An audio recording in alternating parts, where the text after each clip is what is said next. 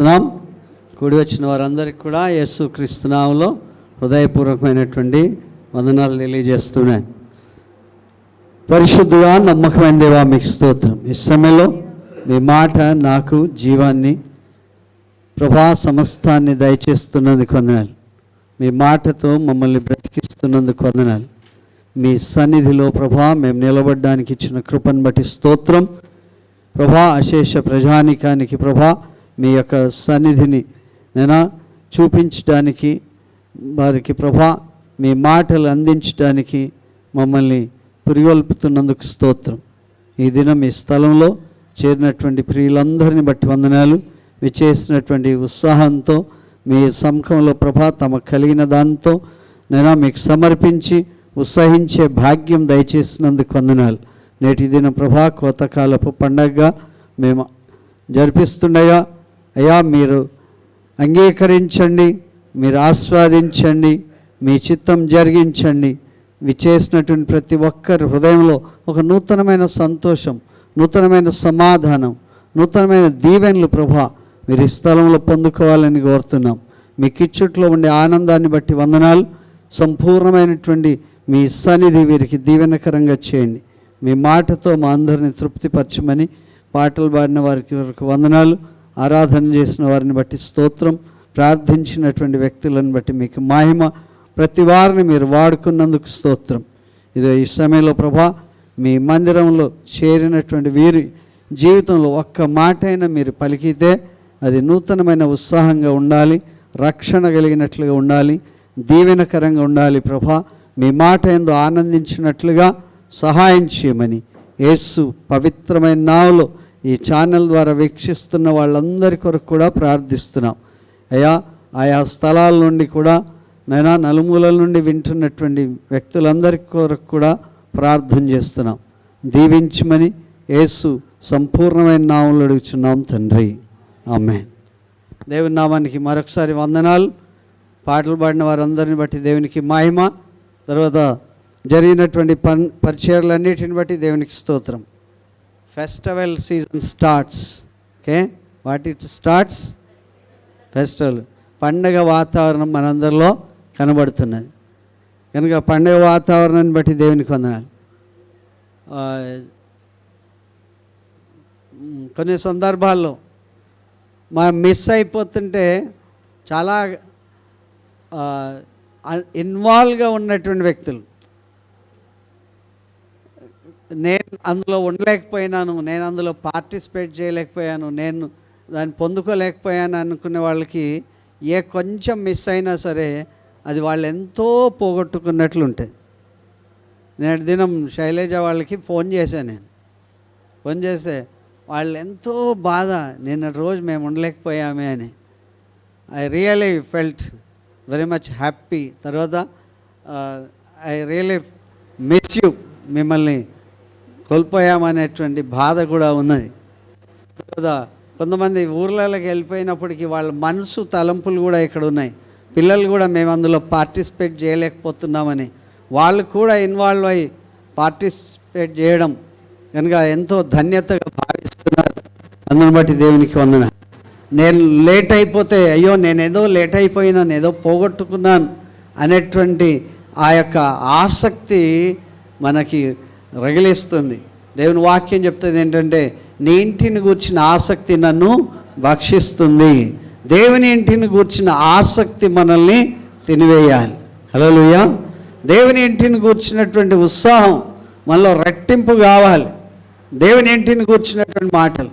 కొంతమంది ఉంటారు, నేను ఏది చెప్పినా అది వాళ్ళకి రివర్స్ కనబడుతుంది. మంచి చెప్పినా రివర్సే, చెడు చెప్పినా రివర్సే. కనుక ఈ రివర్స్ ఉండే వాళ్ళని బట్టి కూడా దేవుడికి స్తోత్రం. ఉండాలి అలాంటి వాళ్ళు కూడా. ఎందుకంటే ఆ ప్రక్కలో బల్యం ఉంటే అప్పుడు కొంచెం చక్కగా ఉంటారు. కనుక శత్రువు అనేవాడు ఉండకూడదు అని అనుకుంటే శత్రువు లేకపోతే మనకు విజయం ఉండదు. శత్రువును జయించే శక్తి దేవుడు మనకి ఇవ్వాలి. హల్లెలూయా. కనుక దేవుడు యూదా ఇస్కరియోతును కూడా పెట్టాడు, పక్కకే పెట్టాడు. కనుక దేవుడు ఆయనను కూడా పుట్టించాడు. కనుక యేసు ప్రభువు అన్నాడు, నువ్వు లేకపోతే బాగుండేది, పుట్టకపోతే బాగుండేదని. కనుక దేవుని వాక్యం చెప్తుంది. కొన్ని సందర్భాల్లో బిట్టర్నెస్ అనేటువంటిది కూడా చాలా సింపుల్గా రిసీవ్ చేసుకోవాలి. చేదు అనుభవం, కాకరకాయలు పెట్టాడు కదా, అందరం కాకరకాయలు మంచిగా తినం, కానీ కాకరకాయలు తింటే మంచిదని అర్థం. కనుక దేవుని వాక్యం మనకి అనేక రకరకాల పరిపరి విధాల బోధిస్తుంది. కొన్ని సందర్భాల్లో మీ అందరికీ బైబిల్ తెలుసు, నేనేం కొత్తగా చెప్పట్లే, కొత్త బైబిల్ ఏం చెప్పట్లే, కానీ ఉన్న బైబిల్ చెప్పినటువంటి మాట దేవుడు మన జీవితంలో అది ఖచ్చితంగా చెయ్యాలి అనేటువంటి ఆసక్తి మనలో కలగాలి. హల్లెలూయా. మేము ఇంతవరకు ఎన్నో ప్రార్థనలు చేస్తూ ఉన్నాం. దేవుడు మీ అందరినీ ఈ రీతిగా సమకూర్చాడు. అందరిని బట్టి దేవునికి మహిమ. హల్లెలూయా, హల్లెలూయా. నన్ను బట్టి దేవుడికి కృతజ్ఞతలు, నిన్ను బట్టి దేవునికి వందనాలు. హల్లెలూయా. ఇది కృతజ్ఞతార్పణ పండుగ అంటారు దీన్ని. కోతకాల పండుగనే కాక కృతజ్ఞతార్పణ, హార్వెస్ట్ ఫెస్టివల్, పంట, కోతకాలపు పంట. దాన్ని బట్టి దేవునికి వందనాలు. మీకా గ్రంథం 6వ అధ్యాయం 6వ వచనం. మీకా గ్రంథం 6వ అధ్యాయం 6వ వచనం.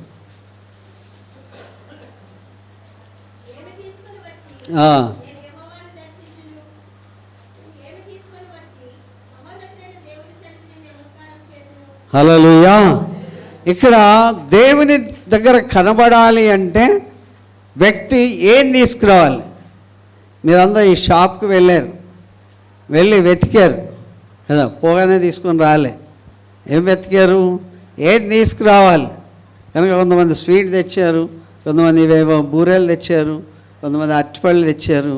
కనుక ఏవో ఒకటి ది బెస్ట్ తీసుకురావాలి కదా. వెతికారు కదా, చూశారు కదా, అన్నీ బాగున్నాయనే కదా తెచ్చారు. కనుక ఇక్కడ ఉన్నటువంటి వీళ్ళు కూడా అనుకుంటున్నారు ఏంటంటే, ఏమి తీసుకొని పోదాం ఎక్కడికి?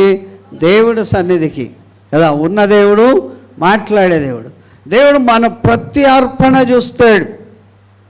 మనం ఏదో ఫలాలు తెచ్చామనేటువంటి సంబరమే కాక దేవుడు మన అంతరంగంని కూడా చూస్తాడు. కనుక కయీన్, హేబెల్ ఇద్దరు. ఆదికాండం, ఎక్కడ? ఆదికాండం 4వ అధ్యాయం. అక్కడ వాళ్ళిద్దరు మొట్టమొదటి అన్నదమ్ములు ఇద్దరు. ఆ మొట్టమొదటి అన్నదమ్ముల్లో ఒక దేవుని సన్నిధిని కనబడాలి అనే తాపత్రయం వాళ్ళకి కలిగింది. దేవుని సన్నిధిని కనబడాలి కనుక ఎవరికి ఉన్నది వాళ్ళు తీసుకొచ్చారు. చెప్పండి, చదవండి.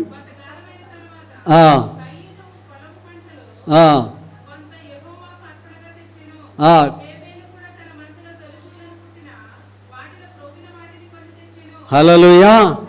కనుక ఇక్కడ ఇద్దరు అన్నదమ్ములు. మొట్టమొదటి అన్నదమ్ములు ఎవరు? కయీను, హేబెల్. కయీను ఏం చేశాడంటే పంటలన్నీ సేద్యం చేశాడు, పంటలన్నీ వేశాడు. పంటలన్నీ వేసి ఏం చేశాడంట? కొంత యెహోవాకు అర్పణగా తీసుకొచ్చాడు. కనుక కొంత యెహోవాకు అర్పణ తీసుకొచ్చాడు. తర్వాత హేబెలు కూడా అని ఉంది కదా. అంటే ఇద్దరు కలిసి కూడా వెళ్తారంటే ఏంటి? కలిసి వెళ్తారు. ఇద్దరు కూడా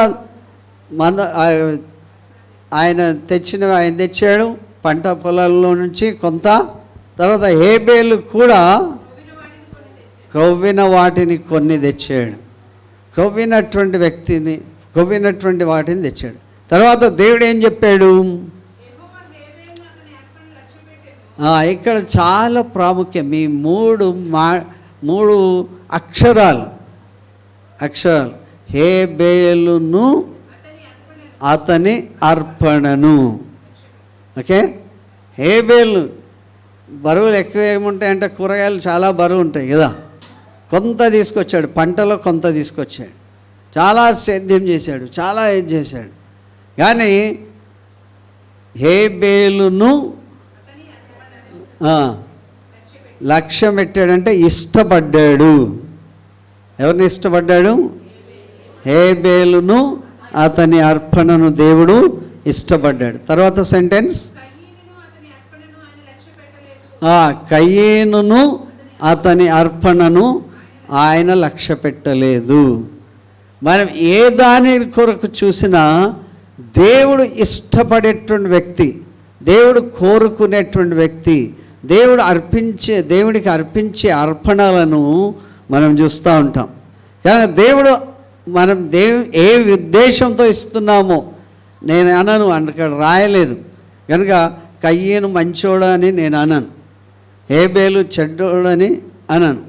కనుక హేబేలు మంచివాడు అని నేనేం సర్టిఫికేట్ ఇవ్వను, కనుక కయ్యేను చెడ్డవాడని కూడా సర్టిఫికేట్. ఏమి చూశాడో దేవుడు అక్కడ రాసి పెట్టలేదు. కానీ దేవుడు కయ్యేనును అతని అర్పణను లక్ష్య పెట్టలేదు, ఇష్టపడలేదు. చాలాసార్లు మనం అనుకుంటాం, అదే మంచిగానే వండాను కానీ ఎందుకు తినట్లేదు అంటే ఇష్టం లేదు. మంచిగానే చేశాం, ఎందుకు నిరాకరించారంటే ఇష్టం లేదు. కనుక ఎందుకు ఇష్టం లేదు?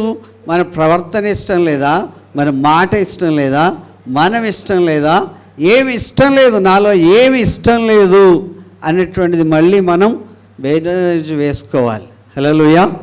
కనుక దేవుడు మనం తెచ్చేటువంటి అర్పణలు బట్టి మనల్ని సంతోషించాడు, మనం ఇచ్చేదాన్ని బట్టి దేవుడు సంతోషించాడు. దేవుడు మన హృదయ అంతరంగంలో చూసి సంతోషిస్తాడు. హల్లెలూయా. మనం హృదయపూర్వకంగా ఏమి ఇస్తున్నామో దాన్ని బట్టి ఆయన సంతోషిస్తాడు.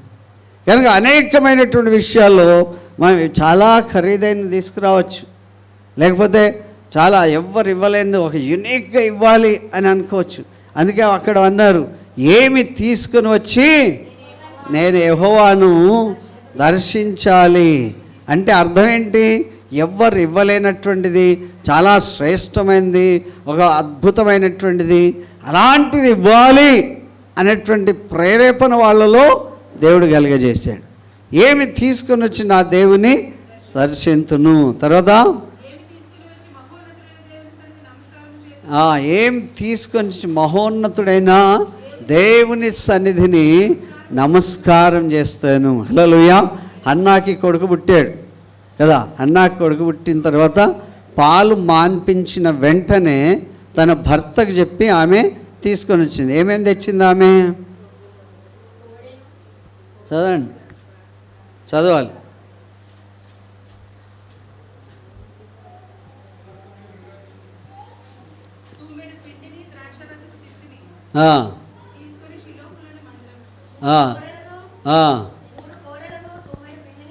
ఎన్ని కోడలు?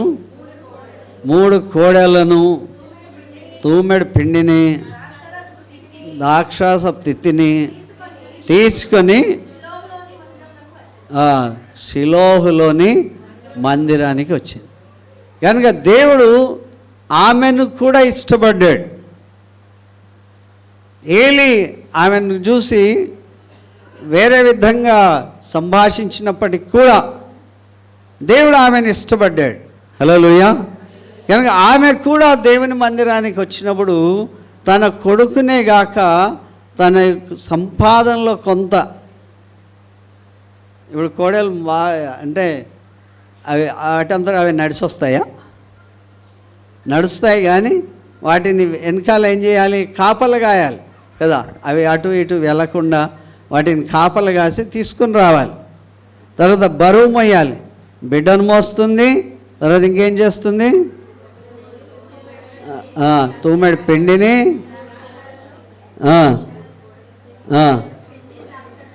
వీటన్నిటిని, ద్రాక్షారసపు తిత్తిని కూడా మోసుకుని. నాకు అనిపించింది, ఎట్లా మోసింటుంది ఈమె, ఎలా చేసింటుంది, ఎవరినైనా సహాయం చేసుకొని తీసుకొని వచ్చి ఉంటుంది. కనుక షిలోహులో ఉన్నటువంటి దేవుని మందిరానికి తీసుకొని వచ్చింది. హల్లెలూయా. కొంతమంది కోతకాల పండుగ అంటే తెలియదు, ఇది ఆచార రీతిగా అనుకుంటారు. ఇది దేవుడికి మనం సమర్పించేటువంటి, మన హృదయంలో ఉన్నటువంటి ప్రేమను బట్టి సమర్పించేటువంటి ఈ స్థితిని దేవుడు మనల్ని చూస్తున్నాడు. హల్లెలూయా. హేబేలును అతని అర్పణను లక్ష్య పెట్టెను. మనం వేరే మాటలు ఎందుకు కయ్యను లక్ష్య పెట్టలేదని మనకు అర్థమైంది. ఇది మంచిది అంటే ఇది చెడు అని అర్థమైపోతుంది. కనుక దేవుడు నన్ను, నా అర్పణను లక్ష్య పెట్టాలి. యేసు ప్రభు కూడా కానుక పెట్టె దగ్గర కూర్చొని చూశాడు. చాలామంది ధనవంతులు వచ్చి ధనం వేస్తూనే ఉన్నారు, చాలామంది ధనం ఇస్తూ ఉన్నారు. పెట్టెలు మోసుకొని వచ్చిన వాళ్ళు ఉన్నారు, కనుక అందరూ ఇస్తున్నారు. కానీ ఒక ఆవిడ 2 కాసులు వేసింది. ఎన్నేసింది? వీళ్ళందరూ విచిత్రంగా చూస్తుండొచ్చు, ఏంటి ఆమె 2 కాసులు వేసింది అని. కానీ ప్రభు కూడా చూస్తున్నాడు, కానుక పెట్టె దగ్గర కూర్చొని ప్రభు కూడా చూస్తున్నాడు. కానీ ఆయన ఆ వ్యాఖ్యానం చెప్పాడు ఆమె గురించి, తన జీవనం అంతా కూడా వేసింది. ఏమేసింది? తన జీవనం అంతా కూడా ఆమె వేసింది. జీవితమే దేవుడికి అర్పించేసింది. కనుక దేవుడికి ఇవ్వడంలో మనం ఆచితూచి వేసేటువంటి విధానాన్ని చూస్తున్నాడు. మనకి ఇచ్చిన దానిలో నుండి కొంత ఇవ్వడం చూస్తున్నాడు, సంపూర్ణంగా ఇవ్వడం చూస్తున్నాడు, మన హృదయం ఇవ్వడం చూస్తున్నాడు, ఏం తీసుకురావాలి అని ఆలోచించేటువంటి వ్యక్తులను బట్టి కూడా చూస్తున్నాడు, ఏం తీసుకొచ్చి నా దేవుడిని నేను దర్శించాలి అనుకునేటువంటి వ్యక్తులను కూడా చూస్తున్నాడు. తర్వాత వీళ్ళు ఏమిద్దామనుకున్నారంట? వేలాది నదులంతా విస్తారమైన తైలము ఆయనకు సంతోషం కలుగుతుందా? వేలాది నదులంతా విస్తారమైన తైలం ఆయనకు సంతోషం ఇస్తుందా? ఏమి తీసుకురావాలి? ఏ రకంగా దేవుడు నన్ను ఇష్టపడతాడు? ఏ రకంగా దేవుడు నన్ను ఇంప్రెస్ చేయగలడు? కనుక నా జ్యేష్ఠ కుమారుని ఇవాళ ఏమన్నా ఎవరిని ఇవ్వాలి? ప్రతిదీ కూడా చాలా సందర్భాల్లో, చాలా భక్తిపరులైనటువంటి జీవితాల్లో ఉద్యోగం రాకపోతే మొక్కుకుంటే, కోరుకుంటే దేవుడు ఉద్యోగం ఇస్తే వాళ్ళు అంటారు, మొట్టమొదటి శాలరీ నేను దేవుడికి మందిరానికి ఇస్తా. మొట్టమొదట ఏ పండో, ఏ ఫలమో, ఏ పుష్పమో కాస్తే అది కూడా దేవుడి సన్నిధికి ఇస్తా. కోడి ఏమైనా గుడ్డు పెడితే దాన్ని ముందు గుర్తుపెట్టి అది దేవుడి సన్నిధికి ఇస్తా అని కొంతమంది మొక్కుకుంటారు. కనుక కొన్ని విషయాల్లో చాలా జాగ్రత్త వహిస్తుంటారు. కొన్ని విషయాల్లో మనం అనుకోకుండా దేవుడు మనల్ని ప్రేరేపించి కొన్ని విషయాలు చేస్తూ ఉంటాడు. కనుక వీళ్ళు అనుకుంటున్నారు, నా కొడుకును ప్రభుకు సమర్పిస్తా. ఏ కొడుకును? పెద్ద కొడుకును ప్రభుకి ఇస్తా. హల్లెలూయా. ఇస్తున్నా నా పాప పరిహారానికై. పాపము చేస్తే ఈ పాపపు ఒప్పుకోలను బట్టి కూడా చెప్తున్నాడు ఏంటంటే, నా పాపము పరిహరింపబడడానికి కొరకు నా గర్భఫలాన్ని నేను ప్రభుకు ఇస్తున్నా. ఎట్లా దేవుణ్ణి ఇంప్రెస్ చేయగలను? ఎలా దేవుణ్ణి సంతోషపరచగలను? ఎలా దేవుడు నన్ను గురించి ఏమనుకుంటాడు అనేటువంటి భావాన్ని ఇక్కడ వ్యక్తం చేస్తున్నారు. హల్లెలూయా. కనుక ఇద్దరు అన్నదమ్ముల్లో ఈ పోటీ కలిగింది కదా. దేవుడు కోరుకున్నటువంటి వ్యక్తి, దేవుడు హేబేలును కోరుకున్నాడు, అతని అర్పణను కోరుకున్నాడు. కనుక కయ్యేనును అతని అర్పణను కోరుకోలేదు. తర్వాత హేబేలును లక్ష్య పెట్టాడు. ఇప్పుడు ఆయన ఎలా ఫీల్ అవుతాడు? ఫస్ట్గా కోపం బాగా వచ్చింది ఎక్కడ అంటే దేవుని సన్నిధిలో అర్పణ ఇచ్చే చోటనే కోపం పెరిగిపోయింది. ఇంకొకరు లేరు అక్కడ వాళ్ళిద్దరిలో. అప్పుడు ఆయనకు అనిపించింది, వీడు కనుక లేకపోతే ఎవరిది తీసుకునేవాడు? చచ్చినట్లు తీసుకునేవాడు కదా. చచ్చినట్లు ఏమిస్తే అది తీసుకునేవాడు దేవుడు. కనుక వీడు వచ్చేసి నన్నేం చేసేసాడు? డామినేట్ చేసాడు అనుకున్నాడేమో. లేకపోతే దేవుడు నా వైపు చూడకుండా వీడు ఇంప్రెస్ చేసేసాడు అనుకున్నాడేమో. కనుక ఇలాంటి వ్యక్తి ఉండడం కన్నా లేకపోతేనే బాగుండు అనుకున్నాడు. హల్లెలూయా, హల్లెలూయా. మొట్టమొదటి హత్య అలాగే జరిగింది. మొట్టమొదటిది దేవుని అర్పణలో ఉండేటువంటి విధానాన్ని గుర్తు దేవుడు ఏం చేశాడంటే, హేబేలు యొక్క రక్తము మొరపెట్టడం విన్నాడు. హల్లెలూయా. హెబ్రీ పత్రిక 11లో అంటాడు, హేబేలు ఆయన రక్తము దేవుని సన్నిధిలో మొరపెట్టింది. కనుక దేవుడు ఆ ప్రార్థన వింటాడు. ఆ రక్తం కూడా ఎలా మొరపెడుతుందో మనకు అర్థం కాదు, కానీ ఆ యొక్క దేవుని యొక్క ఆత్మ ఆ రక్తములో ఉండి దేవుని ప్రార్థించింది. హల్లెలూయా, హల్లెలూయా. కనుక దేవుని యొక్క సన్నిధిలో మొట్టమొదట బలిపీఠం కట్టినటువంటి వ్యక్తి ఎవరు?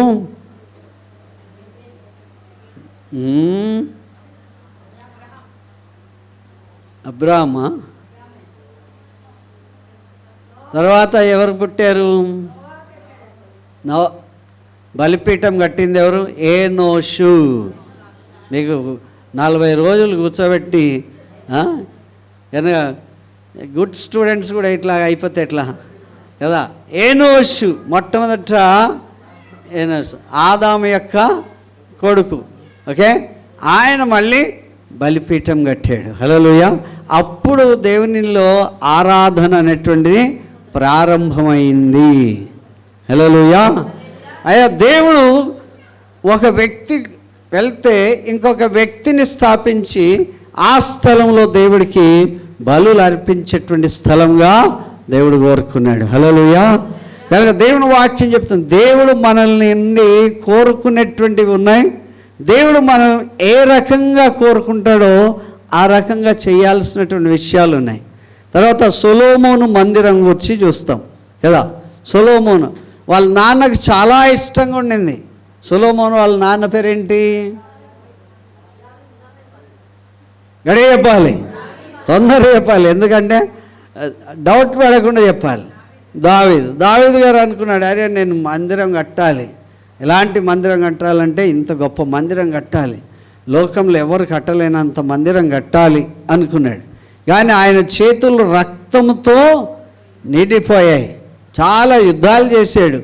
ఆ యుద్ధాలు చేసినందువలన దేవుడు ఎవరిని కోరుకోలేదు?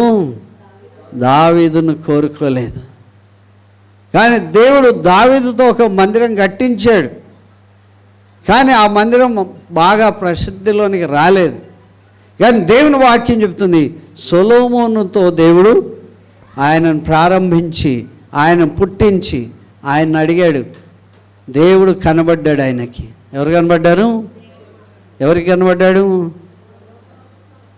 ఎవరికి కనబడ్డాడు? ఏం మాకేం తెలుసు అంటే ఎవరికి కనబడ్డాడు? మేము అప్పుడు చూడలేదు.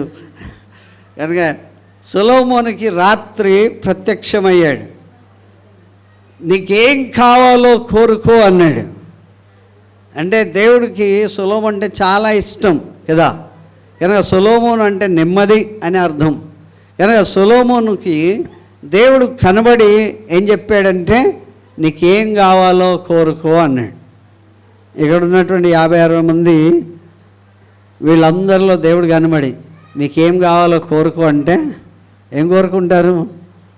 ఇల్లు లేదు కనుక డబుల్ బెడ్రూమ్ ఫ్లాట్, తర్వాత వాహనం లేదు కనుక ఒక కారు, తర్వాత ఏది మనకు లేదో అది అనుకుంటాం. కానీ దేవుడు ఆయనకు మంచి జ్ఞానం ఇచ్చాడు. ఆ జ్ఞానం ఏంటంటే దేవుడినే కోరుకున్నాడు. ఆయననే జ్ఞానం, దేవుడే జ్ఞానం అయ్యాడు. ఆ జ్ఞానం ఉన్నటువంటి దేవుణ్ణి కోరుకున్నందువలన ఆయనకి లోకంలో కావాల్సిందంతా కూడా ఇచ్చాడు. బుద్ధి జ్ఞాన సర్వ సంపదలు ఆయనందు గుప్తములైనవి. యేసు క్రీస్తుని ఎరుగుటయే నిత్య జీవం. కనుక యోహాను సువార్త 1వ అధ్యాయం చెప్తాను, ఆ లోకంలోనికి వచ్చి ప్రతి మనిషిని వెలిగిస్తున్నది ఆ జ్ఞానం. కనుక సామెతల గ్రంథం 1:7 చెప్తారు ఏంటంటే ఆయనందు భయభక్తులు గల వారికి జ్ఞానానికి మూలం. యెహోవాను భయభక్తులు కలిగి ఉండుటయే జ్ఞానానికి మూలం. జ్ఞాన సంపన్నుడుగా దేవుడు సొలొమోను చేశాడు. జ్ఞానంతో పాటు సర్వ సంపదలు ఇచ్చాడు. హల్లెలూయా. కనుక యేసు క్రీస్తు ప్రభువే జ్ఞానం. ఆ జ్ఞానాన్ని కోరుకున్నందువలన దేవుడు జ్ఞాన సమృద్ధిని అతడికి చేశాడు. ఆయన 2వ దినవృత్తాంతము 7వ అధ్యాయం 11వ వచనం 12వ వచనంలో ఏం చేశాడో చెప్పారు. ఆ ప్రకారము సొలొమోను యెహోవా మందిరమును రాజనగరును కట్టించి యెహోవా మందిరమందును తాగన నగరునందును. ఇది చాలా ప్రాముఖ్యం. అందరూ కట్టడాలు కడతారు, అందరూ బిల్డింగ్లు కడతారు, అందరూ చర్చిలు కడతారు, అన్నీ కడతారు, ఇల్లు కట్టుకుంటారు, ఇల్లు సంఘము చర్చి అన్నీ కడతారు. కానీ కొన్నిసార్లు సబ్స్టిట్యూట్ అంటే దీనికి బదులు ఇది అన్నట్లుగా, ఇది దొరకలేదు, ఇది దొరకకపోతే ఇది అన్నట్లుగా కడతారు. కనుక ఇది దొరకలేదు కనుక ఈ వస్తువు దాని బదులుగా ఇది. మనం ఏమనుకుంటామంటే పర్వాలేదు, ఇది దొరకలేదు కదా ఇది. కనుక తాను చేయనరకు ఆలోచించినదంతయు ఏ లోపము లేకుండా నెరవేర్చి పని ముగించాడు. హల్లెలూయా. ఏమనుకున్నాడో అది, ఏ బోల్ట్ పెట్టాలనుకున్నాడో, ఏ డోర్ పెట్టాలనుకున్నాడో, ఏం చేయాలనుకున్నాడో అదంతా కూడా చేసి పని లోపం లేకుండా ముగించాడు. హల్లెలూయా. అది దొరకలేదండి, దాని బదులు ఇది తెచ్చాం అనలే. ఏది కావాలో అది దొరికిపించాడు, ఎలా చేయాలో అలా చేయించాడు, ఎంత గొప్పగా ఉత్సాహం చేయాలో అలా చేయించాడు. చేయించిన తరువాత ఆ రాత్రి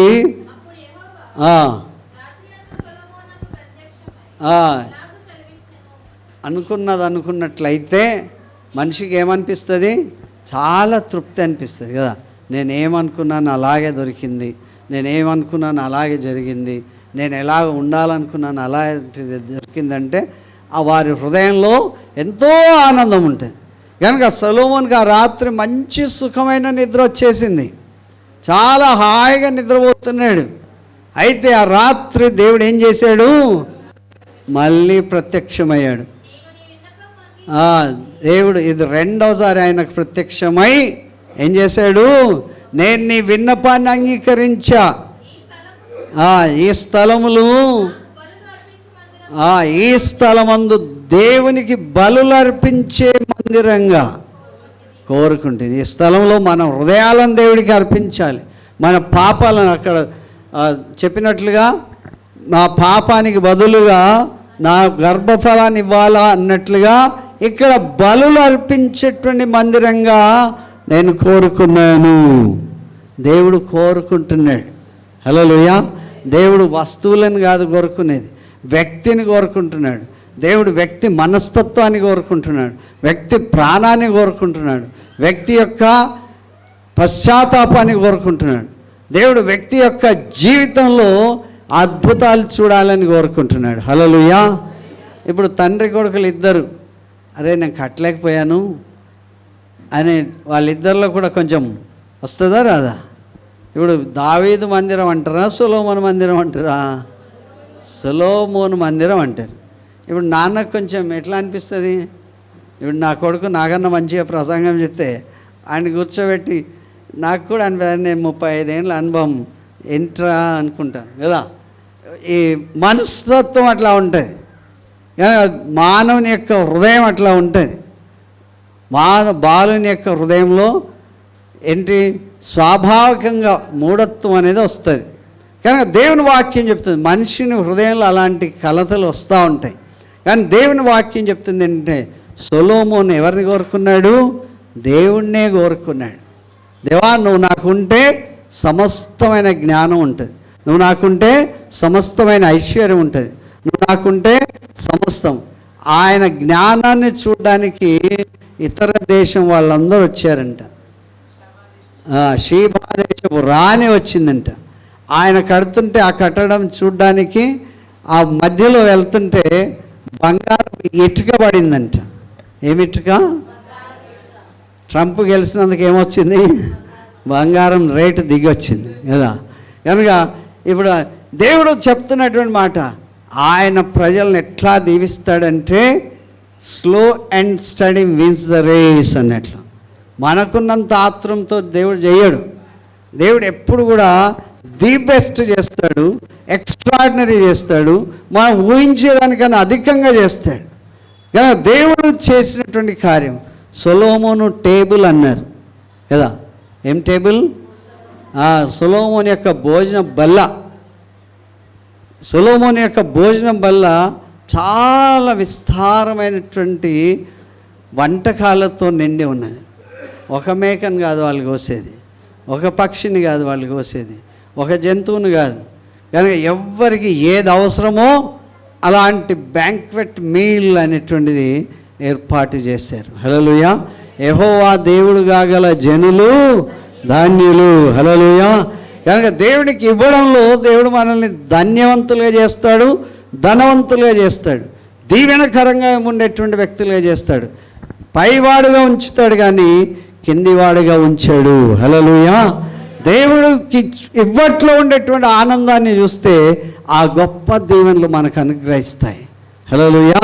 దేవుని మనకిచ్చిన దాంట్లో నుండి మనం ఆయనకి ఇస్తుంటే సర్వ సమృద్ధిని కలుగజేస్తాడు. కనుక దేవుని యొక్క కార్యాలు మన జీవితంలో చూడాలి. నేను దేవుడికి ఇష్టమా కాదా? హల్లెలూయా. అయ్యా నీకు ఇష్టమైతే నన్ను శుద్ధునిగా చేయి. దేవుడికి ఇష్టమైతే కురూపిని కూడా ఆయన హక్కున చేర్చుకుంటాడు. దేవుడికి ఇష్టమైతే వాసన కొట్టేవాడిని కూడా, దేవుడికి ఇష్టమైతే కుష్ఠరోగం ఉన్నవాడిని కూడా దేవుడు ఆయన కౌగలించుకుంటాడు. హల్లెలూయా. నాకు ఇష్టమే, నువ్వు శుద్ధుడు కమ్మని దేవుడు చెప్పాడు. దేవునికి ఇష్టంగా ఉండేటువంటి విధానం మనకు అవసరం. దేవుడికి ఇష్టంగా బ్రతికేవాడికి బుద్ధి జ్ఞాన సర్వ సంపదలు ఇస్తాడంట. ప్రసంగి గ్రంథంలో దేవుడికి ఇష్టడుగా ఉండేవాడికి దేవుడు సమస్తమైన జ్ఞానం, ఐశ్వర్యం, ధనాన్ని దేవుడిస్తాడని దేవుని వాక్యం చెప్తుంది ప్రియులారా. కనుక దేవుడికి ఇష్టంగా ఉండడం కోరుకోవాలి. హల్లెలూయా. ఆయన తనకి ఇష్టమైన వానికి ఇచ్చటానికి పాపాత్మునికి ఆ పని పెడతాడంట. ఎవరికి పెడతారు? పాపాత్మునికి ఆయనకి ఇవ్వడాన్ని ఆ పని కల్పిస్తాడంట. కనుక దేవుని యొక్క దీవెనలు మనం పొందుకోవాలి అంటే దేవుని కార్యాలు మనం చూస్తాం. కనుక లూకాసు వార్త 6:38 ఏం చెప్తుందంటే, క్షమించుడి అప్పుడు మీరు క్షమించబడతారు. క్షమించుడి అప్పుడు మీరు క్షమించబడతారు. ఈయుడి అప్పుడు మీకు ఇవ్వబడును. ఎలాగంట? ఆనెచ్చి కుదిలించి దిగజారినట్లు నిండు కొలతను మనుషులు మీ వడిలో కొలుస్తారు. హల్లెలూయా. Unexpected blessings.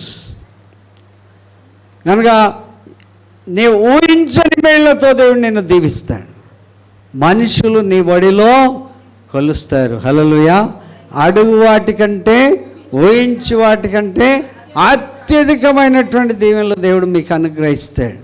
ఆయనకి ఇవ్వడంలో ఉండే ఆనందం చూడాలి. ఆయనకి ఏ హృదయంతో ఇస్తున్నామో చూడాలి, ఎలాంటి మనస్సుతో ఇస్తున్నామో చూస్తున్నాడు ఆయన. కనుక ఆయన అంటాడు, బండెడు బంగారం ఇచ్చినా సరే నాకు అవసరం లేదు అంటాడు. నయమాను కుష్ఠరోగం తీసుకోవడానికి ప్రవక్త దగ్గరికి బండెడు తీసుకొస్తారంట. ఎంత? బండెడు బంగారం, బట్టలు ఇవన్నీ తీసుకొస్తే ఒకవేళ ఆయన ఆ యొక్క గుడారంలోని బయటికి వస్తే ఏడ కళ్ళు చెదిరిపోతాయో అని ప్రవక్తని చెప్తాడు, నువ్వు లోపలనే ఉండి ఆ కుష్ఠరోగం పోవాలంటే ఆయనకి ఎక్కడ పంపించాలి? యోర్దాను నదికి పంపించి 7 సార్లు మునగాలి. ఎన్నిసార్లు మునగాలి? ఒకసారి మునిగాడు, ఏమీ గాలే. రెండోసారి మునిగాడు, ఏమీ గాలే. మూడోసారి మునిగాడు, ఏమీ గాలే. 5వసారి మునిగాడు. ఇప్పుడు ఎట్లా ఆలోచిస్తుంటాడు? 5 సార్లు మునిగా ఏమీ కాలేదు. మనం కూడా చాలా సందర్భాల్లో ఆలోచిస్తూ ఉంటాం, చాలా సందర్భాల్లో ప్రయత్నం చేస్తూ ఉంటాం. 5 సార్లు అయిపోయినాయి, 6వసారి అయిపోయింది. కనుక 7వసారి ఎలాగుంటుంది ఆయన యొక్క ప్రయత్నం? ఒక్కసారి ఆలోచించండి. 6 సార్లు కూడా వెళ్తే ఏమీ కాలే. 7వసారి నెమ్మదిగా మునిగింటాడా? చాలా ఉగ్రతతో మునిగింటాడు కదా, కోపం వచ్చి ఉంటుంది. 6 సార్లు మునిగా.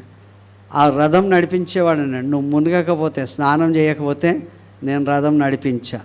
తర్వాత అమ్మాయి చెప్పింది, అయ్యా ఈ అమ్మగారితో చెప్పింది, మా అయ్యగారు యోర్దాను నదిలో స్నానం చేయిస్తేనే శుద్ధుడవుతాడు.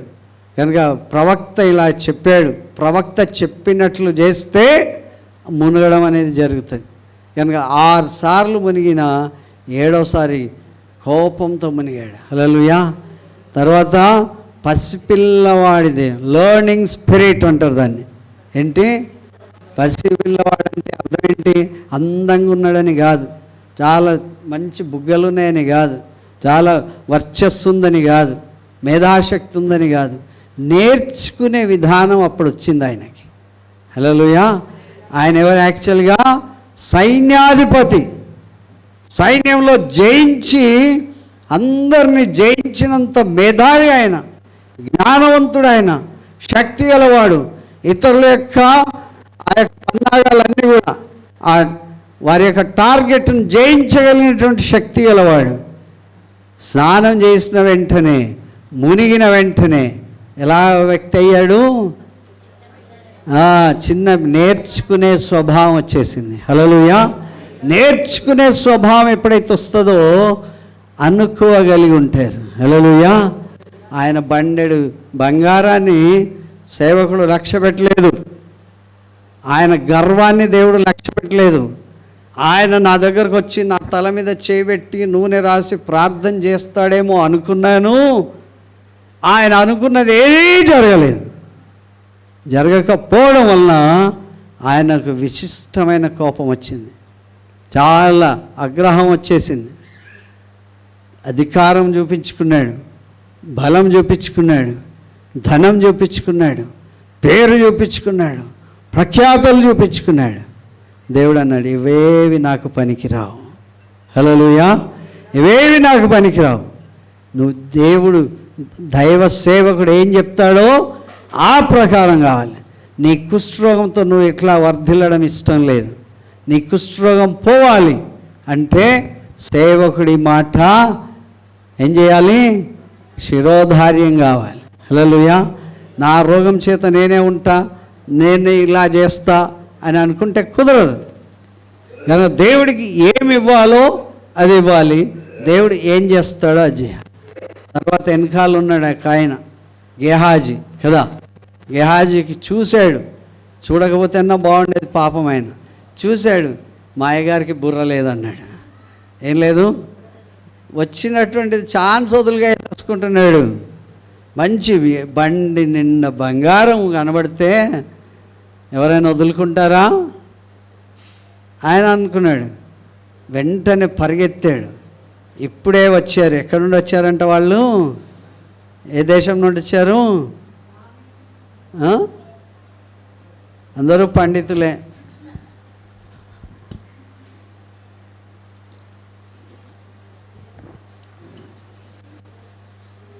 కనుక ఇప్పుడే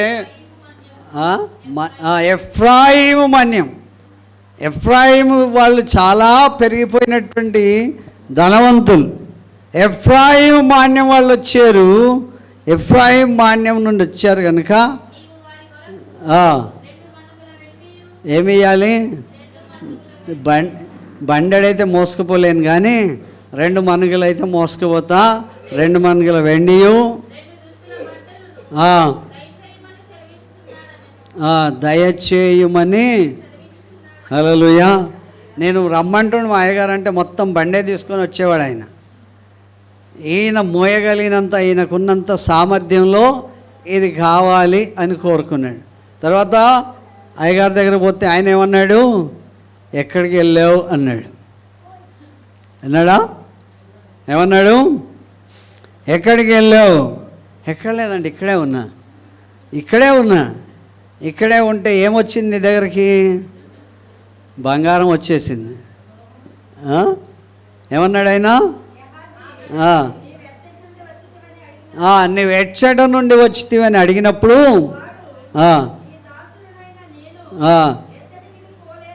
హల్లెలూయా. ప్రతి వాళ్ళని చెప్పే సాకిది కదా. ఎక్కడికి పోలే, ఇక్కడే ఉన్నా. మనం చేయాల్సిన పనులన్నీ చేసి ఉండాల్సినటువంటి రీతిలో ఉండక మళ్ళీ ఏమని సమాధానం చెప్తారు? ఎక్కడికి పోలే. ఇప్పుడు ఆయన ఏమనుకున్నాడు? మా అయ్యగారికి బుద్ధి లేదు కనుక బంగారం వదిలేసాడు, బండెడు ఇవన్నీ వదిలేసాడు. కనుక ఇప్పుడు నాకు అధికమైన తెలివి ఉంది, ఆయన కన్నా ఎక్కువ తెలివి ఉంది. ఎంత సంపాదించాను, ఎంత సంపాదించాను. తర్వాత సేవకుడు ఏమంటాడు,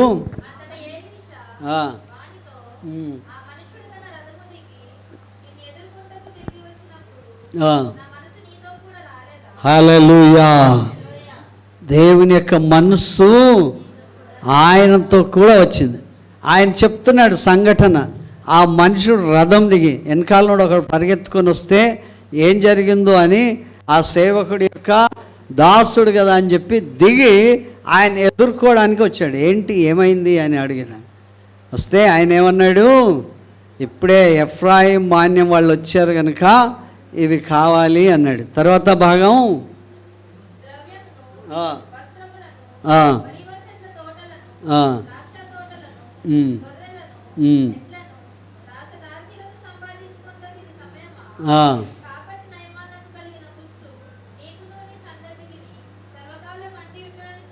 హల్లెలూయా. ఆయన ధనం తెచ్చుకున్నాం, ఇంకేం తెచ్చుకోవాలి, ఏం తెచ్చుకోవాలి, ఆడున్న రోగం కూడా తెచ్చేసుకోవాలి. ఓకే, దేవుడు ఎప్పుడు కూడా న్యాయవంతుడు. హల్లెలూయా. దేవుడు ఎప్పుడు న్యాయవంతుడు. ఆయన దాసదాసులను, ఒలీవ చెట్లను, వాటిని వీటిని సంపాదించుకోవడానికి ఇది సమయమా? కనుక అవన్నీ సంపాదించుకుని దేవుని యొక్క సన్నిధి లేకపోతే కష్టం. ఒకని కుష్ఠరోగం పోగొట్టాడు. ఆ కుష్ఠరోగం తన సేవకుడికి అయినటువంటి ఆయనకిస్తే ఆయన మళ్ళీ సేవకుడిగా ఉంటాడా? ఆయన ఉద్యోగం కూడా పోయింది, రోగం వచ్చింది. కనుక దేవుని వాగ్దానం చెప్తున్నది ఏంటంటే మనం ఆయనకి ఇష్టమైనటువంటి వ్యక్తులుగా ఉండాలి. అందుకే దేవుని వాక్యం చెప్తుంది, ఒకడు లోకమంతా సంపాదించుకొని వాని ప్రాణం పోగొట్టుకుంటే వాడికి ఏమి ప్రయోజనము? హల్లెలూయా. నాకు ఇది చదివినప్పుడల్లా అనిపిస్తుంది, గేహాజీ పాపం ఆడ ప్రార్థన చేసుకుని ఆయన అని దేవుడు ఎలీషా చెప్పింటే బాగుండే, ప్రార్థన చేసుకునేవాడు. కానీ ఇప్పుడు ఏం తెచ్చుకున్నాడు? ఇప్పుడు బంగారం తెచ్చుకున్నాడు అనట్లేదు మీరు, ఏం తెచ్చుకున్నాడు? రోగం. ఈ బంగారం అంతా ఇచ్చినా సరే పోనంత రోగం, అంత గొప్ప రోగాన్ని కొని తెచ్చుకున్నాడు. హల్లెలూయా. కనుక దేవుడు ఎలీషాని ఇష్టపడ్డాడు కనుక ఎలీషాకు ఆపుదల చేశాడు. ఎలీషా కనుక బయటికి వస్తే ఆ యొక్క సేవకుడు, ఆ సైన్యాధిపతి ఏం చెప్తాడో అలాగే చేయాల్సి వచ్చేది. కానీ అలా చేయడానికి దేవుడికి రావాల్సినటువంటి ఆ యొక్క మహిమ ఏ మనుషుడికి కూడా దేవుడు ఇవ్వడు. హల్లెలూయా. ఒకవేళ బాగైతే ఆయన ఏం చెప్పేవాడు? ఎలీషానే నన్ను బాగు చేశాడు అనేవాడు. దేవుడు కాదు బాగు చేసింది, ఎవరు బాగు చేశారు? ఎలీషానే చేసాడు అనేవాడు. కనుక ఈ దినం దేవుడు మనల్ని దర్శిస్తున్నాడు. దేవుడికి మన ఇష్టంగా ఉండాలి. హల్లెలూయా. ఏం తీసుకురావాలి అనేటువంటి తలంపు ఉండొచ్చు, ఎలాగ దేవుడిని దర్శించుకోవాలి అనే తలంపు ఉండొచ్చు. ఏమి కోరి ఆయన ఉంటామో దేవుడు అద్భుతమైన కార్యం చేస్తాడు. హల్లెలూయా. హల్లెలూయా. కనుక శతాధిపతి అయినటువంటి వ్యక్తి బాగలేడు, వాళ్ళ కొడుకు చావడానికి సిద్ధంగా ఉన్నాడు.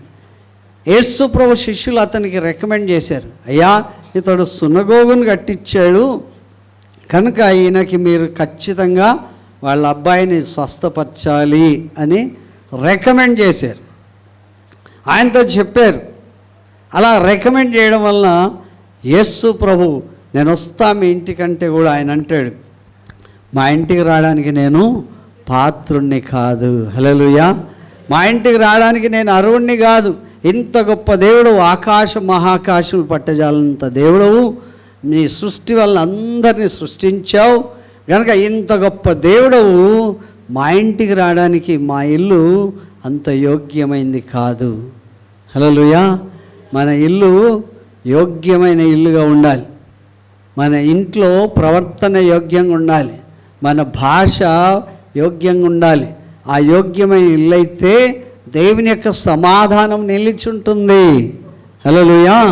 కనుక దేవుని సమాధానం మనకు కావాలి, దేవుని యొక్క దీవెన మనకు కావాలి, దేవుని యొక్క సమృద్ధి మనలో ఉండాలి. హల్లెలూయా. కనుక విశ్వాసానికి కర్త అయినటువంటి దేవుడు మనతో చెప్తున్నాడు. ఆయన నీ హృదయ అంతరంగంలో చూస్తున్నాడు, నీ ఆలోచనలను పరిశోధిస్తున్నాడు, నిన్ను పరీక్షిస్తున్నాడు, నీ హృదయంలో ఉన్నదంతా కూడా తెలుసుకుంటున్నాడు. హల్లెలూయా. కనుక హేబేలు దేవుడికి ఇష్టమని అనుకుంటే హేబేలును మొత్తం పరీక్షించాడు, కయ్యను కూడా పరీక్షించాడు. కనుక కయ్యను కన్నా హేబేలే బెస్ట్ అనిపించాడు. హల్లెలూయా. కనుక నేల నుండి మొరపెట్టినా సరే కయ్యను గురించి ఏం చెప్పలేదేమో హేబేల్, తనను గూర్చి చెప్పాడేమో. అందుకే దేవుడికి ఇష్టం, అందుకే దేవుడికి ఇష్టమైనటువంటి బలులను అర్పించాలి. హల్లెలూయా. కనుక సొలొమోను అంటాడు, ఆ రాత్రి దేవుడు అతనికి ప్రత్యక్షమై ఏమన్నాడంట 12వ వచనంలో, 2వ దినవృత్తాంతం 7:12.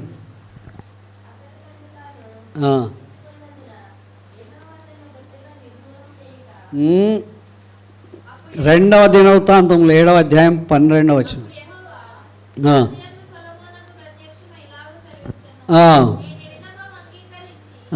సొలొమోనుతో చెప్తున్నాడు, నేను నీ విన్నపమును అంగీకరించి ఈ స్థలమును నా బలులు అర్పించే మందిరంగా నేను కోరుకున్నాను. తర్వాత వాన కురవకుండా నేను ఆకాశాన్ని మూసివేసినప్పుడే కానీ, దేశమును నాశనం చేటకు మిడతలకు సెలవిచ్చినప్పుడే కానీ, నా జనుల మీదికి తెగులు రప్పించినప్పుడే కానీ, నా పేరు పెట్టబడిన నా జనులు తమను తాము తగ్గించుకుని ప్రార్థన చేసి నన్ను వెదికి తన చెడు మార్గములను విడిచినట్లయితే, ఆకాశము నుండి నేను వారి ప్రార్థనను విడి వారి పాపములను క్షమించి వారి దేశమును స్వస్థపరచుదును. Hallelujah. Humble thyself in the sight of the Lord. కనుక ఏవైతే దేవుని కావాలని కోరుకుంటారో అవి కోరుకోవాలి. ఇది బలులు అర్పించే స్థలం అని కోరుకోవాలి, దేవుడికి సమర్పించుకునే స్థలం అని కోరుకోవాలి. ఇది దేవుని మందిరంలో నా హృదయాన్ని ప్రభుకి సమర్పిస్తానని కోరుకోవాలి. అలా కోరుకుంటే మొదటిసారి దేవుడు ప్రత్యక్షమై నీకు ఏం కావాలో కోరుకో అన్నాడు. ఆయన జ్ఞానం కోరుకున్నాడు. జ్ఞానంతో పాటు ఐశ్వర్యము, ఘనత, పేరు, ప్రఖ్యాతులు అన్నీ కూడా ఇచ్చేసాడు. లోకంలో సొలొమోనంత ధనవంతుడు లేడు, జ్ఞాని లేడు అని చెప్పాడు. తర్వాత రెండవసారి ప్రత్యక్షమై ఏమన్నాడు, ఇప్పుడు నేను నీకు కనబడ్డా. ఆయన కోరిక తీరింది, ఇల్లు మహల్ అయిపోయింది, చర్చి చాలా గొప్పది అయిపోయింది. ఏలాగా చేయాలనుకున్నాడు అలా చేశాడు. రిలాక్స్ కావడానికి కాదు సమయం, ఏం కాదు, రిలాక్స్ అంటే ఫ్లెక్సిబుల్గా రెస్ట్ తీసుకునే సమయం కాదు. ఆయన చెప్తున్నాడు, రాబోయే కాలంలో నేను వాన కురవకుండా చేస్తా, పంట పండకుండా చేస్తా, మిడతల దండు రప్పించి మొత్తం తినివేసేటట్లు చేస్తా అని చెప్పాడు. అప్పుడు నువ్వు రాజభవనం నుండి ఎక్కడికి రావాలి, గోనె పట్ట కట్టుకొని కింద కూర్చోవాలి. అప్పుడు ప్రార్థన చేయాలి. నీ చెడు మార్గములన్నీ కూడా విడిచిపెడితే ఆకాశం నుండి నేను వారి ప్రార్థన వింటా, వారి పాపములన్నీ కూడా క్షమిస్తా, వారి దేశమును స్వస్థపరుస్తా. హల్లెలూయా. అంత డిగ్నిటీ ఉన్నటువంటి వ్యక్తి ఎంత దగ్గరగా సమర్పించుకోవాలి అంటే దీనుడుగా కావాలి. హల్లెలూయా. దీనుడై ఎవరు ఆయన సన్నిధిని మొరపెడతారో వారిని ఖచ్చితంగా చూస్తాడు. తర్వాత భాగం ఏం చెప్తారంటే, ఈ స్థలమందు చేసే ప్రార్థన మీద ఎవరికి అనుదృష్టి నిలుస్తుంది? సీసీ కెమెరాలు పనికిరావు. Okay, when you started from your house where you are going, ఆయన లీడ్ చేస్తాడు, ఆయన నడిపిస్తాడు. ఆ కనుదృష్టి నీ మీద నిలుస్తుంది. ఈ స్థలమందు చేసే ప్రార్థన మీద దేవుని కనుదృష్టి నిలుస్తుంది.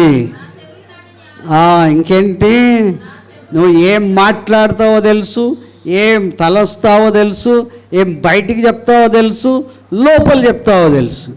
దేవుని చెవులు చాలా షార్ప్. హల్లెలూయా, చాలా షార్ప్. మనం అనుకున్నా స్టేజ్ మీద ఉన్నప్పుడే దేవుడు మాట్లాడతాడు. దేవుడు ఎప్పుడూ మాట్లాడతాడు. హల్లెలూయా. నీ పడక గదిలో ఉంటే కూడా మాట్లాడతాడు. నీ తలంపు చెడుదైతే కూడా ఆయనకు తెలుసు, నీ తలంపు మంచిదైతే కూడా ఆయనకు తెలుసు.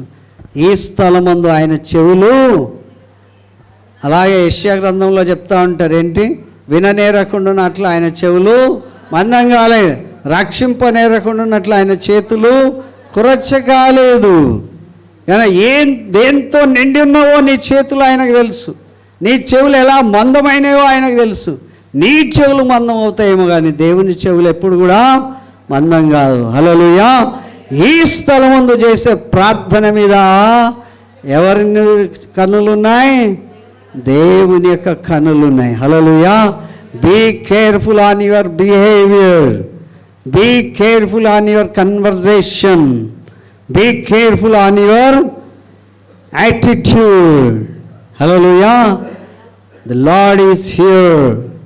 ఆయన నీ మనవి చూస్తున్నాడు, నీ విన్నపం చూస్తున్నాడు, నీ అర్పణ చూస్తున్నాడు, నీ ఏ హృదయంతో ఇస్తున్నావో అది కూడా చూస్తున్నాడు. హల్లెలూయా. దేవుని యొక్క కన్నులను ఎవ్వరు కూడా కప్పలేరు. చీకటి అయినా ఆయనకు చీకటి కాదంట. హల్లెలూయా. చీకటి అయినా ఆయనకు చీకటి కాదు. నా సన్నిధి నుండి నువ్వు ఎక్కడికి పారిపోతావు? 91వ కీర్తనలో చెప్తా ఉంటాడు, నువ్వు ఆకాశంకి ఎక్కినా నేను అక్కడ ఉన్నా, పాతాళంలో పడుకున్నా నా సన్నిధి నీతో కూడా ఉన్నది, నా చేయి నిన్ను బలపరుస్తాయి. ఎక్కడికి పారిపోతావు? హల్లెలూయా. ఈ మనుషుడు అనుకున్నాడు, వేకువ రెక్కలు కట్టుకొని సముద్ర దిగంతంలోకి పోతే దేవుడు అక్కడ ఉండడు అనుకున్నాడేమో. హల్లెలూయా. నిన్ను సృష్టించిన సృష్టికర్తకు కదా. కనుక దేవుడు మనతో మాట్లాడుతున్న విషయం, ఈ అర్పణలను దేవుడు అంగీకరిస్తున్నాడు. కనుక 100వ కీర్తనలో దేవుడు చెప్తున్నటువంటి మాట, 100వ కీర్తన 100, సామ్ 100. ఏ దేశము? అన్ని దేశాలు. ఎన్ని దేశాలు ఉన్నాయో అన్ని దేశాల వాళ్ళు, సమస్త దేశములారా యెహోవాకు ఉత్సాహధ్వని చేయండి. ఏంటి? సంతోషముతో యెహోవాను, సంతోషంతో. ఇవన్నీ తీసుకొస్తే ఎలా తీసుకురావాలి? సంతోషంతో తీసుకురావాలి. ఈ పాస్టర్కి ఏం పని లేదు అనుకోవద్దు. ఎలా తీసుకురావాలి? సంతోషంతో. ఇప్పుడు ఏంటండి ఇప్పుడు చేయడం అది కాదు. So what ever you heard, ఏది మీరు విన్నారో దానికి బద్దులై ఎలా చేయాలంట? సంతోషముతో యెహోవాను సేవించుడి. ఏం గానం అంట? ఉత్సాహగానం. రుత్ రేచల్ పాట పాడింది ఉత్సాహంతో. తర్వాత ఇంకెవరు పాడారు? జాషు పాడింది ఉత్సాహంతో. అందరూ పాడగలరు ఉత్సాహంతో. ఉత్సాహగానములు చేస్తూ ఆయన అమెరికాలో ఎవ్వరు ఇట్లా ముడతబెట్టి వేయరంట కానుకలు. చాలా ఏదైతే పెద్ద నోటు ఉంటుందో అది పట్టుకొని మంచిగా డ్యాన్స్ చేసుకుంటూ తీసుకొచ్చి వేస్తారంట. అంటే అలా దేవుడి సన్నిధిలో వాళ్ళు నేను ఉత్సాహంతో ఇస్తున్నానన్నారు కనుక ప్రపంచ దేశాలన్నిటికీ పెద్దన్న అయ్యారు. హల్లెలూయా. మనం సిగ్గుపడితే ఇస్తాం కనుక సిగ్గుపడుతూనే ఉంటాం. వాళ్ళు ధనవంతులు కనుక వాళ్ళ దేవుడు మనల్ని అంత ఉత్సాహంతో దీవించాలి. హల్లెలూయా. కొరింథీ పత్రికలో కూడా చెప్తాడు, ఉత్సాహంతో ఇచ్చేవాడిని దేవుడు ఎంతో 9వ వచనం 7వ వచనం ఉత్సాహంతో ఇవ్వాలి. దేవుడికి ఇస్తే సంతోషంతో ఇవ్వాలి, ఆనందగానంతో ఇవ్వాలి. దేవుని నామానికి మహిమ. ఏం చేయొద్దు? ఏం చేయొద్దు? అందరు చెప్పాలి. ఏం చేయొద్దు? ఏ చిన్న నోటు అసలు దొరకట్లేదేంటి? సనుక్కొనకయు ఇంకేంటి ఏదో చెప్తున్నాడు అయ్యగారు. కనుక అయ్యగారు చెప్పిన దాన్ని బట్టి బలవంతంగా ఇవ్వకపోతే ఏంటో అనుకున్నట్లు కాకుండా ప్రతివాడును తన హృదయంలో నిశ్చయం చేసుకోవాలి. ఇది నేను చేస్తా, ఇది ఇస్తా అని మొట్టమొదటిగా నిశ్చయించుకోవాలి. ఎవరిని ప్రేమిస్తాడంట? ఉత్సాహంతో ఇచ్చే వాళ్ళని ప్రేమిస్తాడు. హల్లెలూయా. ఉత్సాహంతో ఇచ్చేటువంటి గొప్ప కృప దేవుడు మనకు దయచేయను గాక. హల్లెలూయా. మనం దరిద్రులమైనందుకు ధనవంతుడైన దేవుడు మనల్ని దరిద్రుడిగా ఈ లోకానికి వచ్చి మనల్ని ఆయనతో కూర్చోబెట్టే భాగ్యం దేవుడు మనకు అనుగ్రహించాడు. హల్లెలూయా. ఇవన్నీ తెచ్చిన వారిని బట్టి దేవునికి వందనాలు. మీ హృదయం ప్రభుకి సమర్పించాలి, మీ మనసు ప్రభుకి సమర్పించాలి. మీరు దేవుడికి ఇష్టంగా బ్రతకాలి. హల్లెలూయా. దేవుడికి ఇష్టడుగా ఉండేవాడికి దేవుడు సమస్తం ఇస్తాడు. హల్లెలూయా. కనుక ఉత్సాహంతో సంతోషంతో దేవుని నామాన్ని ఘనపరిచినట్లు ఇస్తే దేవుడు ఏ మేలు చేయకుండా మానాడు. హల్లెలూయా. ఆయనకి ఇచ్చేవాడికి ఏ మేలైనా సరే తప్పక ఆయన చేస్తాడు. హల్లెలూయా. కనుక దేవుని నామానికి మహిమ. పరిశుద్ధుడా, నమ్మకం దేవా, మీకు స్తోత్రం. ఇంతవరకు మీ ప్రజలందరి కొరకు ప్రత్యేకంగా ప్రభా ఈ కోతకాల పండుగ దినం తండ్రి, నేను మీకు ఇష్టడుగా ఉండడానికి నన్ను ప్రభా మీరు అంగీకరించండి. నావన్నీ అంగీకరించుము దేవా. నన్నెప్పుడు ప్రభా మీరు జ్ఞాపకం చేసుకోండి నాయన. అయ్యా, నాకు అన్నీ కూడా మీ కృప వల్ల నేను పొందుకున్నాను కనుక మీరు నాకు ఇచ్చిన దానిలో నుండి మీకు ఇవ్వడానికి ప్రభా మీరు నా కొరకు మీ శరీరాన్ని ఇచ్చారు, మీ రక్తాన్ని ఇచ్చారు, మీ ప్రాణాన్ని ఇచ్చారు. మీరు చనిపోయి పాతి పెట్టబడి తిరిగి లేచినటువంటి మహోన్నతుడైన దేవుడు నాయన. మీరు చేసిన పనికి నేనేమీ ఇవ్వలేను నాయన. అయ్యా ప్రభా, మీ కొరకు ప్రభా జీవించే భాగ్యం, ఆ తరుణం నా హృదయం మీకు అంగీకారంగా ఉన్నట్లు ప్రభా దావీదైతే చెప్పాడు. ప్రభా ఇదో తండ్రి, నా మనస్సు తెలుసుకో, నా ఆలోచనలు తెలుసుకో, నా తలంపులను తెలుసుకో, నీకు అయిష్టకరమైనది ఏదైనా ఉంటే దాన్ని తొలగించమని ప్రార్థన చేశాడు. అట్టి జీవితం, అలాంటి మనస్తత్వం, అలాంటి కృప మా అందరికి ప్రసాదించమని యేసు ఘనమైన నామములో అడుగుచున్నాను తండ్రి. ఆమేన్. Praise the Lord. అందరికీ వందనాలు.